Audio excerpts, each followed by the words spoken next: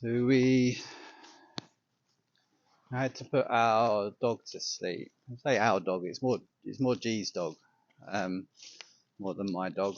But we did have a lot of bonding time in this last 6 months, particularly, but also for the last 2 years. She lost her sister. Poppy lost her sister 18 months ago, and she was diagnosed with cancer December, end of just after Christmas. So I mean, Poppy was a healing little soul. She was a healing little soul. I've got to try and be quick because it's quite a lot to say, but time restrictions on these videos. Poppy was a healing character. Without going into too much detail, Poppy and Orcs' human father had a brain tumour, a cancerous brain tumour. Orcs was more her father's dog, and Poppy was more G's dog. Okay. Orcs, when she went 18 months ago, she went in a seizure, a blaze of glory, because she was a rocket. She went in and had a seizure. Turned out to be a brain tumour, cancerous brain tumour.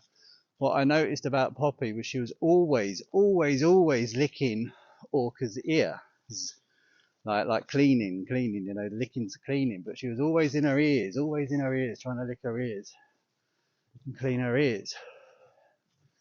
And on reflection, when we found out that maybe their father had died of a brain tumour, cancerous brain tumour. Orca then died of a cancerous brain tumour. It's like the connection between Orca and her father. She was almost like absorbing the cancer so that he could last longer, he could live longer. You know, if you probably going to sound batshit crazy here, but when just like, you know, I believe in all this stuff, right? So I don't really care, which is good. It's a beautiful place to be. So it's almost like Orca was absorbing it. Potentially, Orca was absorbing it to help you survive longer. And then when you look at Poppy cleaning Orca's ears, it's like Poppy knew that Orca had the cancer in her brain. So she was trying to clean, trying to heal, because that's what Poppy did. She was a healer. She was the mother kind of energy. She was the responsible one. She was very caring, very healing pooch. And then again, where like Poppy had to go because of tongue cancer. So if you think about that, the healing properties of Orca trying to heal her father, taking on some of the cancer to help him last longer, and then Poppy cleaning Orca's ears, and then developing cancer herself on her tongue, particularly her tongue. It's just a bit far out, isn't it? So you look at the healing properties of what's going on here, potentially, and how animals are just fucking pure magic, and life is pure fucking magic. Even in misery, we can find the magic. But no, we didn't know when Poppy was gonna go. So G had a really big decision because they're her babies, they're her fur babies.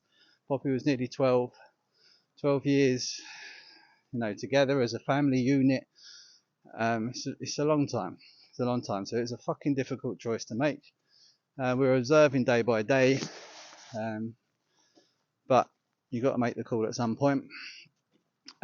G last week, well, 2 weeks before the event, G had a little download to find a remote vet that would come out to you and do the job at home, because Poppy didn't like, she hated the vet, got really anxious and fearful about the vets.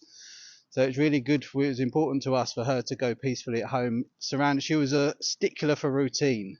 She knew things she knew the way things were, and she liked the way things were. She had impeccable timekeeping, always telling us an hour beforehand when it's walk time, when it's lunch time, when it's breakfast time. Always, you know, just making sure you know it's time.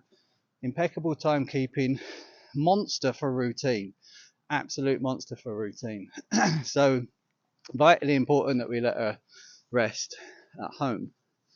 So G, after a bad experience with Orca, the Orca was held ransom by the vets because the insurance was going to take 4 or 5 days to pay out. and they didn't trust. So they held Orca ransom before taking her to the bloody crematorium. Geez, I'm not doing that again. So we get people to come out, and then found a local crematorium, found a local vet. Well, not that local. She was over an hour and a half away. But it just so happened that the day that it happened, she was passing through from Leeds back home, and she was able to drop in on the day. So that's part of the magic there. And there's even more magic surrounding that and Poppy's healing potential. So that was 2 weeks before even knowing that it was going to be 2 weeks. It was just like, okay, let's just get that in order. Let's start making plans. So that was 2 weeks before. A week before, again without knowing, just like she just had Friday in her head. She had Friday in her head, and it was all about Friday. She spoke to the vet, and the vet said, yes, I can, but I can't guarantee what time. It'll be Friday afternoon, but I can't tell you what time because of various other appointments and stuff. And I had a workshop Friday night, so it was like, oh, do we juggle? We don't want to be rushed. We don't want to do this. We don't want to do that.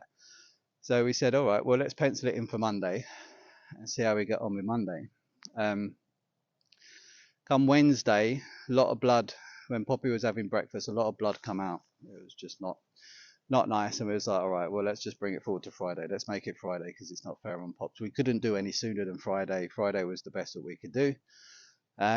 So I got covered for the workshop, and we set it up for Friday. Now let's go back to Friday morning. Friday morning, when I woke up and went downstairs because I had a class Friday morning. So I went downstairs, started doing breakfast and whatnot, and Pop's come downstairs from the back room. She just, as soon as I saw her, she had the sadness in her eyes, the acceptance in her energy, complete acceptance in her energy, but the sadness in her eyes, the heaviness through her body, and it was audible. It was audible. I could hear voice. It was my voice, I think, in my head, but it was just permeating. Like, she's like, it's time, it's today. I'm totally ready. Like, let's do it, basically. And it was a surrealist feeling I think I've ever had in my life, to be fair. It was like direct communication. It was so strange, but she totally knew, and she was totally ready, totally at peace, totally at ease. I had to pop out and do my class. G come down, she said similar when she saw her, but again, I'm just weird. I can't talk about it because I'm going to run out of time. But this is Orca's corner. Strangely, this is where Orca used to come down and just be a pain in the bum, which is Pop's sister. I didn't mean to be standing here when I did, but I've already done a video. Basically, I've already done a video, but it went over. It was like 13-14 minutes. So I took a detour and come down here, and then I just thought, well, I'm out of breath, so I'm going to stop and rest, and then here I am. So there you go. Make of that what you will. But yeah, when they went out for the walk, Poppy was ill. She was, she knew it was her last day, but she made it down here, which is pretty much as far as we can walk, or we used to walk on the walks. And this is Orca's corner, so it's almost like she popped down and said, "All right, sis, I'll be with you in a bit." Like, nice and buoyant, nice and happy. Went back home. When I got back, G and Pops were just sitting in the kitchen. G was actually in Poppy's kitchen bed. Poppy was on the floor, just laid down, just letting a little fuss. I sat with them probably for a good hour. And this is not like Pops either. She liked to fuss, but she liked it on her terms. When she'd had enough, 20 minutes, half hour, she'd get up and she'd piss off and she'd turn it back on you. She'd have a little grumble, and that would be like, you've overdone it, or she'd push your hand away or whatever. Like, she'd just like, no, just leave me alone. But that morning, she just laid there, and I was like, well, I'm getting uncomfortable. So I went in the living room and picked up a living room bed and dragged it into the kitchen so that I could lay and sit on something more comfortable while I gave her a bit of a fuss, chat to G, gave her a bit of a fuss, gave her a little bit of Reiki just to calm everything down. I mean, that she was super accepting anyway, but it always helps, doesn't it? And that was peaceful for a couple of hours. G was like, maybe we'll just do it in here because she's happy here. And we're like, yeah, we've got lunch. So we went and sat in the living room. We had a bit of lunch first, and then Poppy jumped up and gave us a cuddle on the sofa, which again, on her terms only. But that was nice. She was just totally saying goodbye all morning, totally saying goodbye. It was just so nice, so nice. And then she had chicken nuggets and chips for her on a nice little plate with some ketchup. Why not? And then she laid on the floor. And this is when the vet turned up. She turned up, and G, the vet, and Poppy all just laid on the floor. Poppy was totally ready. She just put her paw on G's leg as if to say, yeah, okay, I know what's going on, let's do it. But this vet needed to be here. This vet needed to be here because there was shared experience between the vet and G. That's all I'm going to say. Shared experience between the vet and G.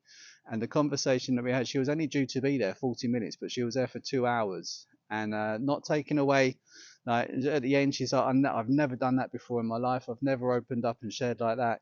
She didn't say sorry, which was good because I didn't want her to say sorry. I didn't want her to be apologetic, and it was just a beautiful experience. And the 2 hours flew by, absolutely flew by. But she was brought there to have that open discussion and that open sharing, because talking is healing. Okay, it's probably why I'm doing this today. But talking is healing. And she totally needed to be there. She totally needed to sit down with G, and then for them to have that conversation. I was part of the conversation as well, and it just flew by, and it was absolutely on point. Red eyes. Everyone had red eyes. Everyone was, oh my god, oh my god. Right, especially right at the end. But she just had to be there. It was just like Poppy had almost called it in. She's like, this is the way it needs to be. This is the way it has to be. So it's almost like a last act of healing kindness was to get this vet here so we could share that experience and share the conversations and experience that they had together, to help everyone heal. It's not just the vet, but everybody heal. It was such a beautiful experience. And during this experience, Poppy had got up from the floor. The bed. Forgot about the bed. After lunch, after Poppy had her chicken nuggets and chips and sat on the floor, she was looking in the corner where her bed should be. So she kept looking in the corner, and G was like, oh, do you want your bed? And then she gathered she wanted her bed. So we got her bed from the kitchen that I'd been laying on, put it back in the corner, and then Poppy just laid in the middle of the floor anyway. She didn't want the bed specifically at this point. She just laid on the floor in the middle of the living room and just laid there and did whatnot. But the bed was in position. This is key for what happens next. Because it was just a weird, surreal, magical day. The vet turned up. We had the chat, the beautiful moment. Halfway through that, Poppy got up and went and laid on the bed. She laid on the bed, made herself comfortable. She did keep looking up at G. So G went over and, gave her a fuss and just held her hand on her head and her shoulder and stuff. So that was all good.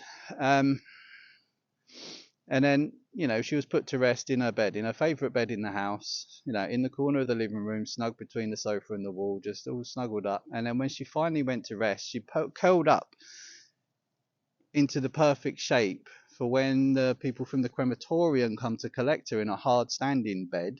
They brought blankets and stuff as well, but it was just the case. We literally pulled the bed out, lifted it up, put her in this basket, and she was in the perfect shape, curled in the perfect shape, just to fit in the basket, absolutely by design. It's like she told us to get the bed back in there because she needs the bed.